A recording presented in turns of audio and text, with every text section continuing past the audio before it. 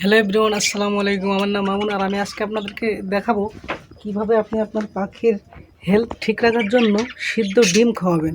অনেকে হয়তো ভাবতে পারেন যে সিদ্ধ ডিম পাখিতে খায় না, কিন্তু আজকে আপনাদের প্রুফ সহকারে দেখাবো। প্রথমে এই ডিমটাকে আমাকে সুন্দর করে গুঁড়ো করে নিতে হবে। হাত দিয়ে গুঁড়ো করে নিচ্ছি। দেখুন, আমার পাখিদেরকে আমি ডিম দিয়ে দিয়েছি। দেখুন, কুসুম শুদ্ধ ডিমটা আমি হাত দিয়ে মথে দিয়েছি। ডিমটা গুঁড়ো গুঁড়ো করে দিয়েছি। ও কুসুম এবং ডিমটা পুরোটা খাবে। আমি সব খাঁচাতেই এভাবে ডিমগুলো দিয়ে থাকি, এতে করে ওদের প্রোটিনের ঘাটতিটা পূরণ হয়। যেহেতু ওরা এখন ডিম দিবে, এই কারণে এই খাবারটা একটু বেশি বেশি দিতে হবে। সপ্তাহে 2 দিন তো দিতেই হবে। এর পাশাপাশি শাকসবজি দিবেন। দেখুন, ও খেয়ে, ওই পাখিটা এখনও ডিম পারে নাই, কালকে আপনাদেরকে দেখাইছি।